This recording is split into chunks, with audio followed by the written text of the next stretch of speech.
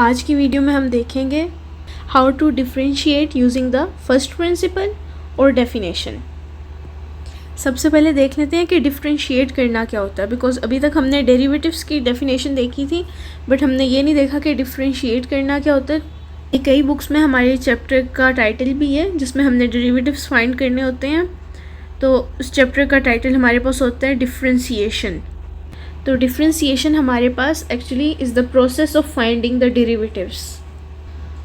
मतलब कि जो प्रोसेस हम यूज़ करते हैं डेरिवेटिव को फाइंड करने के लिए वो डिफ्रेंशिएशन है, और जो हमारे पास फाइनल प्रोडक्ट हमारा आंसर निकल कर आता है वो डेरिवेटिव है। तो आज की वीडियो में हम यही देखेंगे कि फर्स्ट प्रिंसिपल या फिर इसका दूसरा नाम है डेफिनेशन, इससे हम डेरिवेटिव को कैसे फाइंड करते हैं।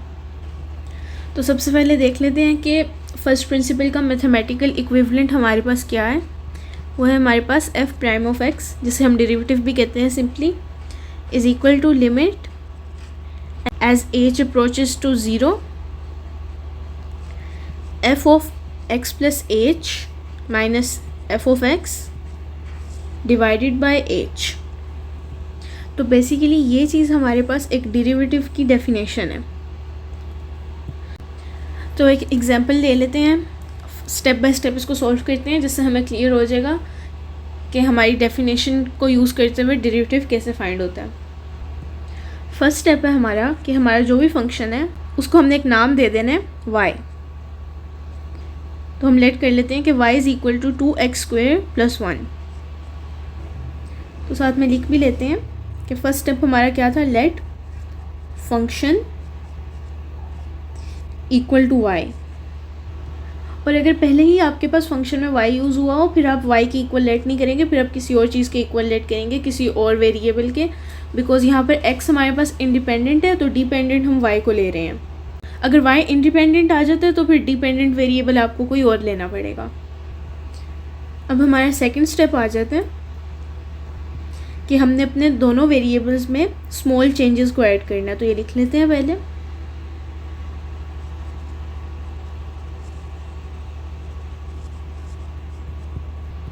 तो अब हम अपनी इक्वेशन में स्मॉल चेंजेस को ऐड कर लेते हैं। स्मॉल चेंजेस हमारे पास क्या होंगे, डेल्टा वाई और डेल्टा एक्स।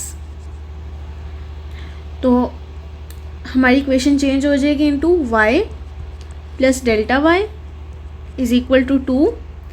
अब इस पूरे एक्स की जगह आपने इसको एक्सचेंज कर देना है एक्स प्लस डेल्टा एक्स से। तो 2 into X plus delta x, यहाँ सिर्फ x के ऊपर स्क्वायर था, पूरी टर्म के ऊपर स्क्वायर आ जाएगा +1। अच्छा, अब थर्ड स्टेप को हम कलेक्टिवली ही लिख लेते हैं कि सिंप्लीफाई करना है हमने थोड़ा बहुत। अब देखिए सिंप्लीफाई कैसे करना है। ये y आपके पास यहाँ है, इसको इस साइड पर लेके जाके हम सब्ट्रैक्ट कर देते हैं। Delta Y is equal to 2 into X plus delta X squared +1 minus Y. अब हमने ऐसा क्यों किया, बिकॉज हमें पता है हम डेरिवेटिव की डेफिनेशन पीछे देख कर आए हैं, तो वो हमारे पास इस फॉर्म में होता है dy/dx। तो इसके लिए हमें एक साइड पर अपने चेंजेस को लिखना पड़ेगा। dy हमारे पास अलग से होना चाहिए और उसके नीचे हमारे पास डिनोमिनेटर में हमारे पास dx होना चाहिए। तो इवेंचुअली हम उस फॉर्म को रीच करना चाह रहे हैं, इसलिए हमने y को इधर सब्ट्रैक्ट किया।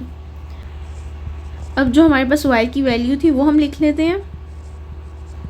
फर्स्ट स्टेप में हमने किया था y को हमने इस पूरे फंक्शन के इक्वल लेट किया था, तो ये वैल्यू हम लिख लेते हैं माइनस ब्रैकेट में आ जाएगा हमारे पास 2x² + 1। अब यहाँ देखें तो हमारे पास स्क्वायर का फॉर्मूला ओपन होगा और यहाँ पर हमारे पास ब्रैकेट ओपन होकर साइन चेंज हो जाएंगे। तो ये कर लेते हैं, delta Y is equal to 2 into x² plus delta x² plus 2x delta x plus 1 minus 2x², और ये 1 भी हमारे पास माइनस हो जाएगा -1। तो अब देखिए ये 1 और ये 1 तो कैंसिल हो जाएगा हमारे पास। यहाँ पर 2 को मल्टीप्लाई कर लेते हैं, 2x² plus 2 delta x² plus 4x delta x minus 2x। अब ये 2x² और ये नेगेटिव 2x² हमारे पास, ये 2x² था, पॉजिटिव 2x² और ये नेगेटिव 2x² हमारे पास कैंसिल आउट हो जाएंगे। अब हमारे पास बचा 2 delta x² plus 4x delta x is equal to delta y। यहाँ से हम 2 डेल्टा x को कॉमन ले सकते हैं। यहाँ हमारे पास बचेगा अंदर डेल्टा x प्लस 2x। अब हमारा फोर्थ स्टेप आ जाता है कि divide both side by delta x। तो कर लेते हैं हम delta y over delta x। अब देखिए हम उस फॉर्म के करीब पहुंच रहे हैं जो हमने अचीव करनी है। और 2 delta x into delta x plus 2x divided by delta x। तो ये डेल्टा x हमारे पास कैंसिल आउट हो जाएंगे और यहाँ हमारे पास बचा delta y over delta x is equal to 2 delta x plus 4x। अब हमारा नेक्स्ट स्टेप है, हमने डेल्टा x पर लिमिट अप्लाई करनी है एज इट अप्रोचेस टू 0। मतलब कि हम लिमिट लेंगे, limit as delta x approaches to 0।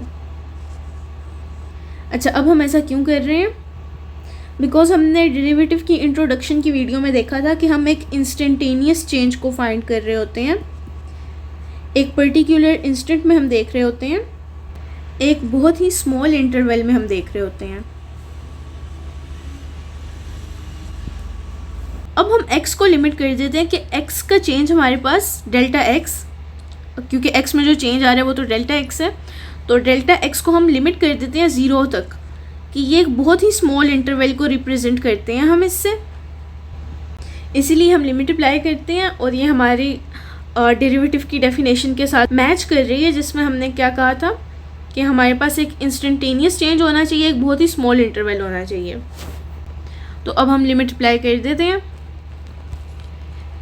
Limit as delta x approaches to 0 delta y over delta x is equal to, इस साइड पर भी लिमिट आ जाएगी, limit as delta x approaches to 0 2 delta x plus 4x।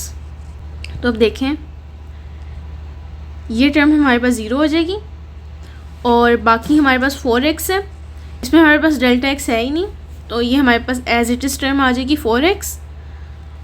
और ये जो हमारे पास है ये हमारे पास तो हमारे पास डेरिवेटिव की डेफिनेशन है, जिसमें हमने कहा था कि हमारे पास एक बहुत ही स्मॉल इंटरवल का चेंज हम कैलकुलेट करते हैं।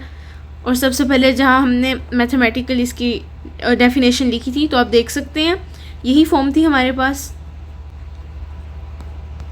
तो इसको हम इस तरह भी लिख सकते हैं कि dy ओवर dx, जो कि हमारे पास डेरिवेटिव की नोटेशन है, इज़ इक्वल टू 4x।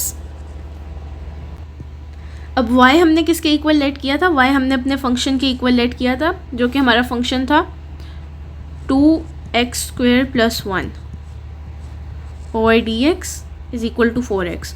तो यही हमारा आंसर है।